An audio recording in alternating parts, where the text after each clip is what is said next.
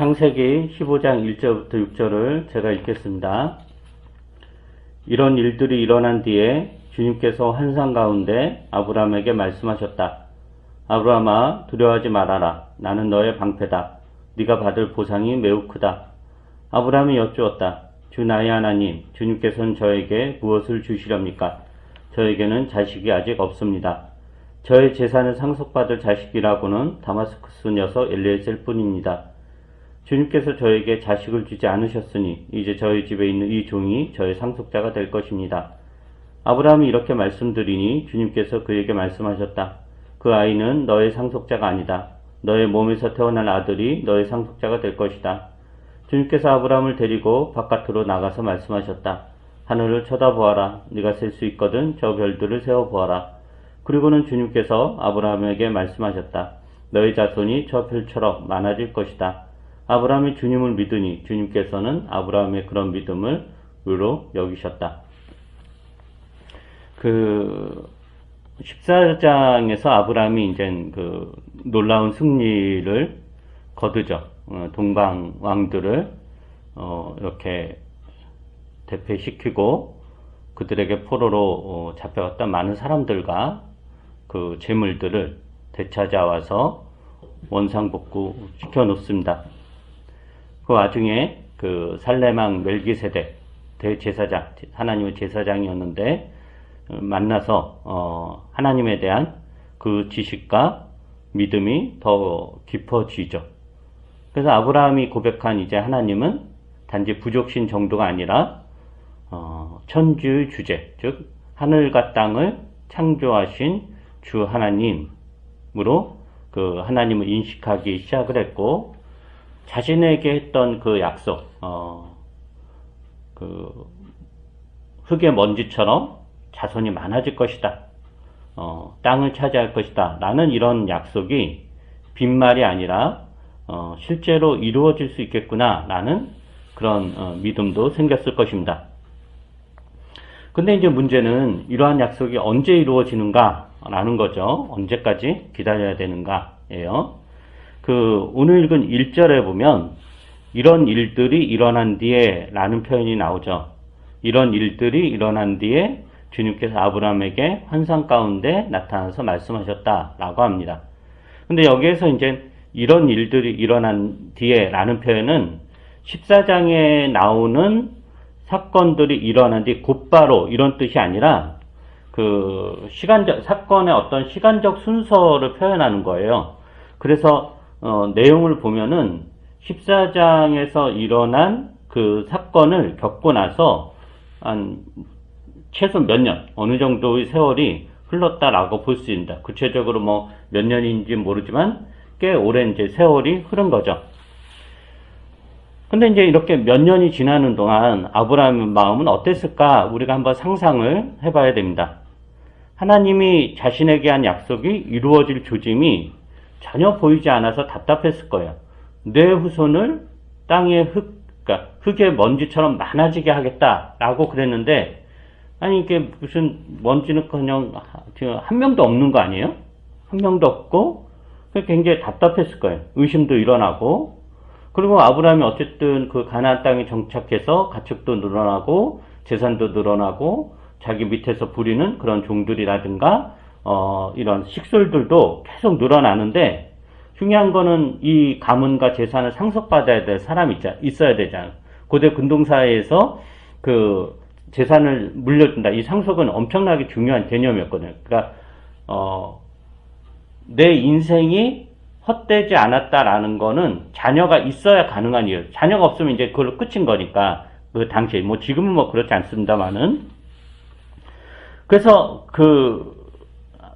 상속받을 자식이 없고, 또 하나님의 약속이 이루어지려면 최소한 지금 자식은 몇 명이 있어야 또 그 몇 명을 가지고 또 많은 자손이 이렇게 생길 텐데, 한 명도 이렇게 없다라고 하는 거죠. 자녀가 계속 없고, 또 자녀가 계속 없다는 것, 불임이라는 것은 다시 고대 근동세계에서는 신은 이제 저주이기도 했으니까. 그렇다고 해서 하나님께서 매일같이 아브라함에게 나타나가지고 아니다, 내가 이루어줄 거다, 이루어줄 거, 이런 말을 하는 것도 아닌 거예요. 그러니까 하나님이 아브라함이 늘 나타난 게 아니라 가끔 나타나요. 가끔. 그러니까 아브라함 입장에서 하염없이 기다려야 되는 거죠. 그렇게 하염없이 기다려야 되는 아브라함의 마음이 되게 이제 복잡했을 거다라고 우리가 상상할 수 있습니다. 어떤 의심도 다시 일어났을 거고, 불안이라든가 근심이라든가 두려움이라든가 이런 일이 정말 일어날 건가? 라는 그런 복잡한 마음이 일어났을 것입니다. 그런 상황에서 이제 주님이 다시 나타나죠. 환상 가운데 나타나서 뭐라고 말씀하냐면은 첫 마디가 아브라함아 두려워하지 말라. 나는 너의 방패다. 네가 받을 보상이 매우 크다라고 말씀하세요. 근데 하나님께서 아브라함에게 갑자기 뜬금없이 나타나서 두려워하지 말라라고 말했단 말이에요. 그럼 왜 두려워하지 말라라는 말씀을 하셨을까? 당연히 아브라함이 두려워했기 때문이죠. 그러니까 두려워했다라는 건 이제 불안했다라는 거예요.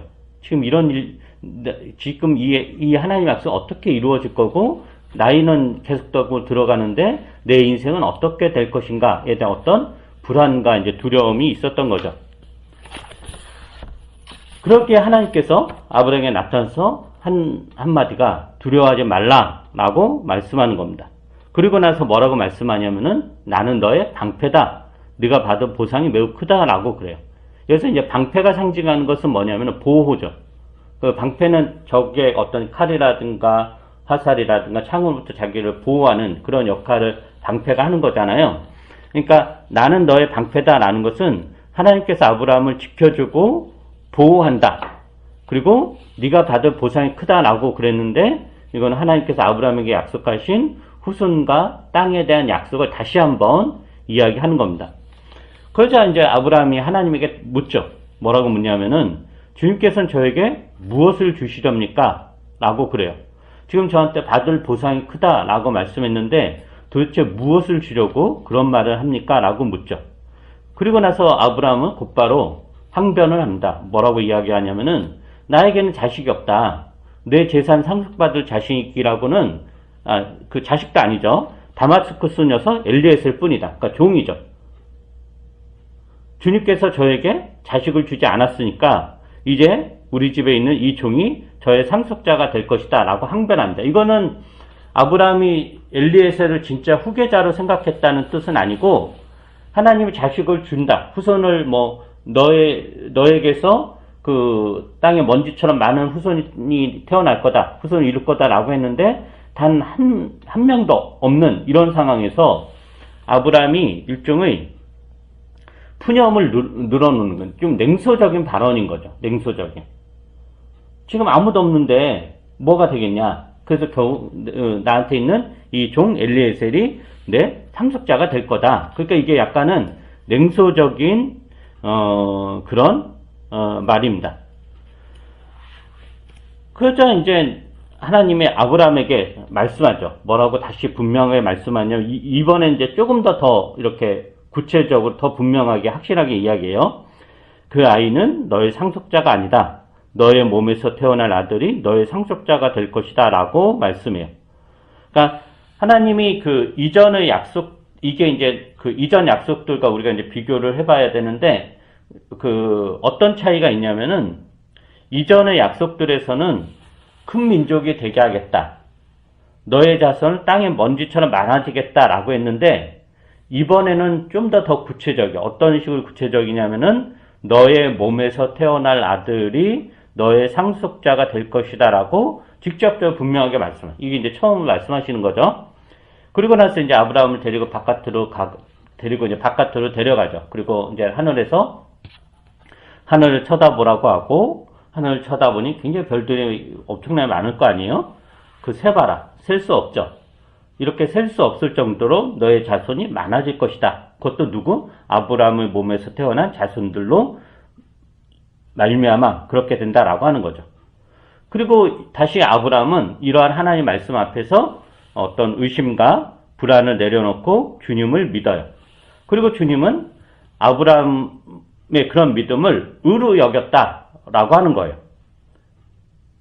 여기에서 아브라함이 주님을 믿었다라는 표현이나 주님이 아브라함의 믿음을 의로 여기셨다라는 표현이 여기서 이제 처음 나와요. 근데 이제 우리가 생각을 해봐야 될 건 뭐냐면은 이전에도 하나님이 아브라함에게 땅과 후손을 약속했잖아요. 최소한 창세기 12장에서도 이야기했고 창세기 13장에서도 이야기했어요. 그리고 그러한 약속에 대해서 아브라함이 불신하지 않았죠. 왜냐면은 그 약속을 받고 아브라함은 길을 떠났고 순종했고 그리고 제단을 쌓아서 가는 곳마다 하나님의 이름을 부르면서 예배를 드렸어요. 그러니까 아브라함은 하나님이 하신 약속, 땅과 후손에 대한 약속을 믿었던 거죠. 그런데 지금 15장에서 15장에서 아브라함이 주님을 15장 6절에 보면은 아브라함이 주님을 믿음이 주님께서는 아브라함의 그런 믿음을 의로 여기셨다라는 것은 처음 나오는 표현이에요. 그러니까 12장에서 하나님의 약속과 아브라함 반응, 13장에서 하나님의 약속과 아브라함 반응에 있어서 이 15장은 굉장히 질적으로 차이가 그러니까 질적이 큰 차이가 있다라고 하는 거죠. 왜냐면은 그 12장에서도 아브라함은 하나님 믿었고 13장에서도 아브라함은 하나님 믿었지만 하나님께서 아브라함의 그런 믿음을 의로 여기셨다. 이런 표현은 없어요. 그런 표현 없고 단지 15장에서 나오는 거고 또 아브라함이 물론 주님을 믿었지만 주님을 믿었다라는 표현은 없어요. 없고 그 15장 6절에서 처음 나오는 거죠. 아브라함이 주님을 믿으니 이런 표현이 나오는 거예요. 그럼 이게 어떤 차이인가 나는 건데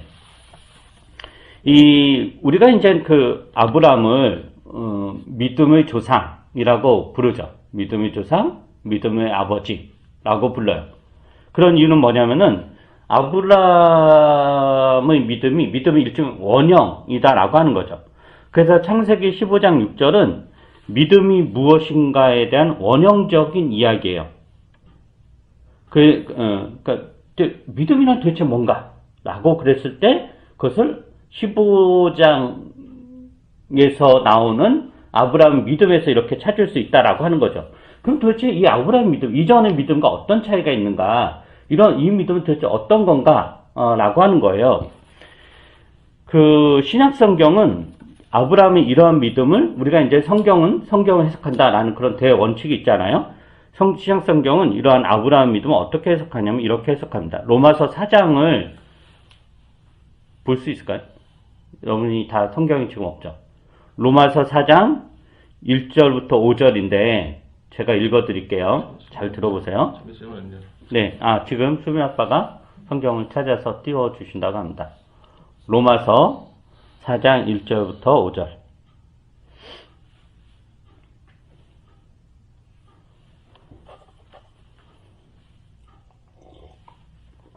네네. 자, 제가 읽어드리겠습니다. 여러분 한번 화면을 보세요. 그러면 육신상으로 우리의 조상인 아브라함이 무엇을 얻었다고 우리가 말할 수 있겠습니까? 아브라함이 행위로 의롭게 되었더라면 그에게는 자랑할 것이 있었을 것입니다. 그러나 하나님 앞에서는 자랑할 것이 없습니다. 성경이 무엇이라고 말합니까? 아브라함이 하나님을 믿으니 하나님께서 그를 의롭다고 여기셨다 하였습니다. 여기에서 성경이 무엇이라고 말합니까? 이게 이제 창세기 15장 6절이에요. 15장 6절을 사도 바울이 인용한 거죠. 아브라함이 하나님을 믿으니 하나님께서 그를 의롭다고 여기셨다 하였습니다. 이를 하는 사람에게는 품삯을 은혜로 주는 것으로 치지 않고 당연한 보수로 주는 것으로 생각합니다. 그러나 경건하지 못한 사람을 의롭다고 하시는 분을 믿는 사람은 비록 아무 공로가 없어도 그의 믿음이 의롭다고 인정을 받습니다. 지금 그 로마서 4장은 어떻게 보면 창세기 15장 6절, 즉 15장 이야기에 대한 사도 바울의 설교예요. 해석인 거죠. 해석. 여기 그 15장 6절을 이제 사도 바울이 이야기하면서 믿음이 무엇인가에 대한 이야기를 합니다. 사도 바울은 하나님이 인정한 아브라함 믿음은 어떻게 해석하냐면 이렇게 해석하죠. 아브라함의 믿음은 하나님이 하신 그러니까 아브라함 믿음이 뭐냐? 그때 하나님이 하신 약속의 성취. 그 성취는 아브라함에게 달려 있다는 것이 아니라 하나님에게 달려 있다라는 것을 믿는 믿음입니다. 즉 아브라함에게 자손과 땅에 대한 약속을 하나님이 하셨는데 그 약속은 하나님이 아브라함에게 아무런 조건 없이 한 약속입니다. 그런데 이 약속이 이루어지느냐 이루어지지 않느냐를 계속 자신에게서 찾고, 그 약속이 이루어지지 않으면 내가 무엇을 잘못한 것은 아닐까? 내가 뭘 더 잘해야 되나? 내가 무엇을 해야 이 약속이 이루어지는가? 그리고 그런데 지금 나는 자녀를 낳을 수도 없는 나이가 되었는데, 또 아내 사례는 수십 년을 불임의 상태로 있었는데 이것이 어떻게 가능하다는 말인가? 나에게 있는 조건이 이게 말이 안 되는 것 아닌가? 라고 의심하는 것. 이게 이제 믿음이 없는 거다라는 거예요. 그러니까 믿음이란 뭐냐? 자신에게 조건을 찾지 않는 것. 하나님이 약속하셨으니까 하나님이 알아서 하시겠지라는 마음을 갖는 것. 이게 이제 믿음이다라는 거죠. 그렇다면 우리가 지금 아브라함의 믿음이 어떻게 변화되고 어떻게 발전하고 있는가를 지금 추적하고 있는 거잖아요. 지금 아브라함의 생애를 보면서 어떻게 성장했는가 이걸 유추할 수 있는데, 즉 창세기 15장 6절에서 아브라함이 주님을 믿었다라고 했을 그 말은 아브라함의 이전 상태가 어떠했는가를 보여주죠. 하나님께서 아브라함에게 여러 번 이제 자손과 땅에 대한 약속을 했어요. 그리고 아브라함은 그것을 받아들이고 진지하게 받아들이고 가는 곳마다 제단을 쌓고 하나님이 명령하신 대로 순종하면서 이렇게 나아갔죠. 그런데 그게 이제 15장 전까지 그랬단 말이에요. 그런데 그때까지 아브라함에게 있어서 믿음이란 뭐였냐면은 하나님이 하신 그 약속의 성취를 자신에게 그의 약속을 성취할 만한 무엇이 있는가, 즉 조건을 만들어내고자 하는 방향으로 하나님의 약속을 믿은 겁니다. 즉 12장, 13장, 14장까지는 아브라함에게 있어서 믿음이란 하나님이 나에게 땅과 후손에 대한 약속을 하셨어요. 그러면 하나님이 나에게 그런 약속을 하셨으니까 내가 그런 약속을 만들어낼 만한 내 조건이 있어야지, 환경이 있어야지, 뭐가 갖춰져야지, 내가 나름대로 이 하나님 약속이 이루어질 만한 어떤 원인이 나한테 있어야지, 그리고 그 원인, 그런 조건들을 하나님의 구하는, 이게 이제 그 14장까지 아브라함의 그런 믿음이었다면은 15장에서는 전혀 다른 거다라는 거예요. 하나님의 약속이 이루어진 것은 나에게 달려있는 것이 아니라, 즉, 그 약속이 성취될 수 있도록 내가 조건을 만들어내는 것이 아니라 내 조건과는 전혀 상관없이 하나님께서 하시는 거구나. 하나님이 한 약속이니까 하나님이 하시겠구나. 라는 믿음이 15장에서 처음 생긴 겁니다. 처음. 여기서 이제 아브라함의 믿음이 시작되는 거죠. 그리고 하나님은 그러한 아브라함의 믿음은 의롭게 여긴 거고, 그래서 여기서 이제 의롭게 되었다라는 것은 합당하게 여겼다, 올바르게 여겼다, 받아들였다, 그런 의미거든요. 즉, 아브라함이 하나님을 믿으니 그 믿음을 하나님이 합당하게, 올바르게 받아들였다라는 그런 의미입니다. 그러면 이제 여러분은 이런 생각이 들 수도 있어요. 그럼 아브라함은 아무것도 하지 않아도 된다는 말인가? 아브라함이 열심히 하나님을 믿고 하나님의 뜻대로 살고자 애썼던 것은 그 약속을 이루어내기 위한 아브라함 나름대로의 조건이 아닌가? 근데 그게 아니라면은 도대체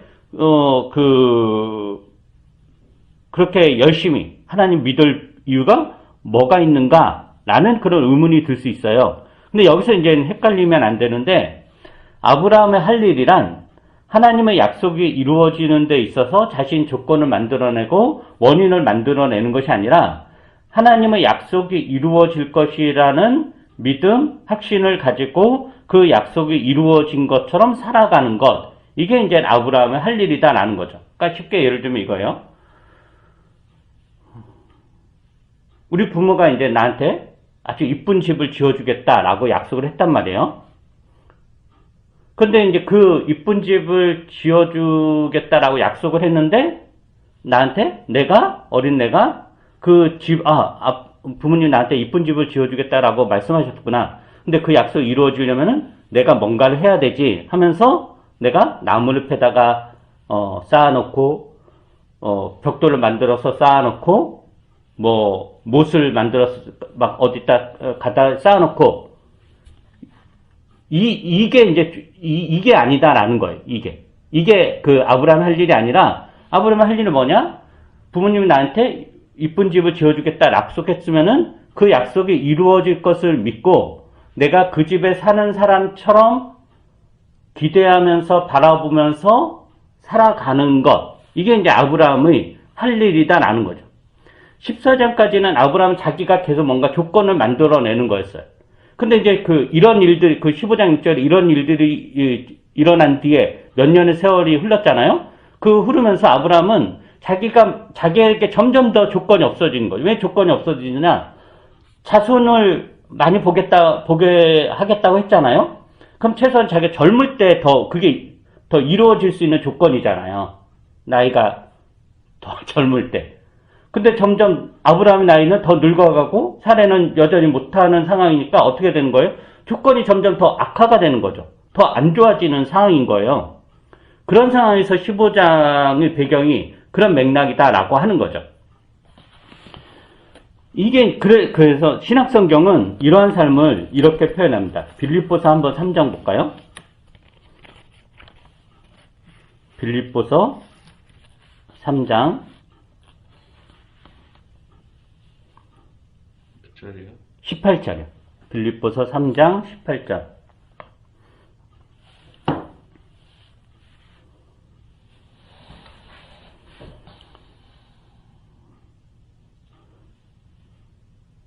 빌립보서 3장 18절부터 21절까지 한번 제가 읽어보도록 하겠습니다. 내가 여러분에게 여러 번 말하였고 지금도 눈물을 흘리면서 말하지만 그리스도의 십자가의 원수로 살아가는 사람이 많이 있습니다. 그들의 마지막은 멸망입니다. 그들은 배를 자기네의 하나님으로 삼고 자기네의 수치를 영광으로 삼고 땅의 것만을 생각합니다. 그러나 우리의 시민권은 하늘에 있습니다. 그곳으로부터 우리는 구주로 오실 주 예수 그리스도를 기다리고 있습니다. 그분은 만물을 복종시킬 수 있는 권능으로 우리의 비천한 몸을 변화시키셔서 자기의 영광스러운 몸과 같은 모습이 되게 하실 것입니다. 여기에서 우리의 시민권이 하늘에 있다라는 말이나 자기의 영광스러운 몸과 같은 모습이 되게 하실 것이다라는 것은 아직 이루어지지 않은 약속이죠. 하나님이 아브라함에게 했던 땅과 후세에 대한 약속과 같은 겁니다. 아직 이루어지지 않은 약속이에요. 근데 이러한 약속의 성취는 우리가 만들어내는 것이 아니라 하나님의 선물입니다. 그리고 우리는 이 선물을 미리 받은 사람처럼 그 약속이 성취되어 그것을 누리는 사람처럼 살아야 된다라는 거죠. 그게 믿음으로 사는 삶이고 하나님은 이러한 믿음을 의로 여기신다라는 것입니다. 그렇다면 우리가 이 세상에서 이제 어떻게 살아야 될지 하나님의 약속이 성취되어 그것을 누리는 사람처럼 산다는 것이 무엇일지 우리는 아직 하늘에 없죠. 우리는 완성된 하나님 나라인 게 지금 이 땅에서 이렇게 살고 있는데 하늘의 시민권을 가진 사람처럼 이 세상을 산다는 것이 도대체 무엇인가? 그게 우리의 구원이라든가 우리가 하나님의 자녀가 된 조건을 만들어내는 것이 아니라 그것이 전혀 아니라 그것을 이미 받은 사람으로서 누리면서 살아간다는 것이 어떤 삶일까? 이거에 대해서 여러분들이 신자로서 어떤 진지한 고민과 그런 응답이 있어야 할 것입니다. 기도하겠습니다.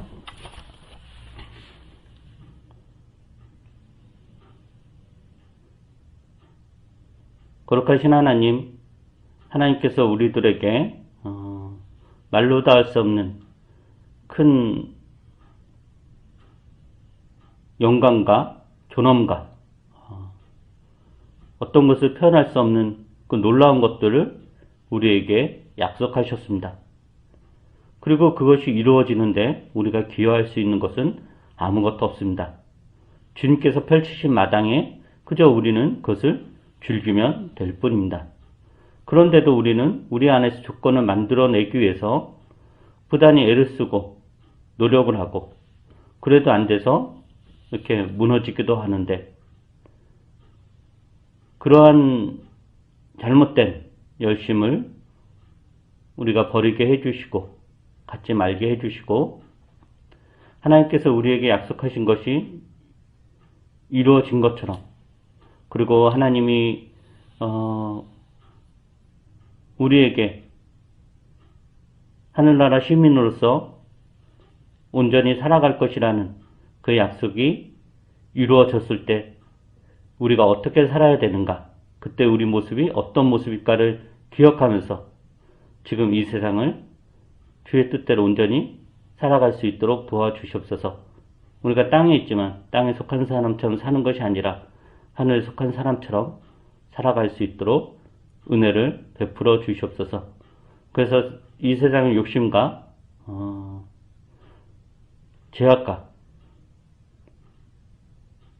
배를 자기네의 하나님을 삼는 이 세상의 신들에 우리가 속아 넘어가지 말고 거기를 따라가지 말고 오직 하나님을 온전히 바라보며 나아갈 수 있도록 함께해 주시옵소서.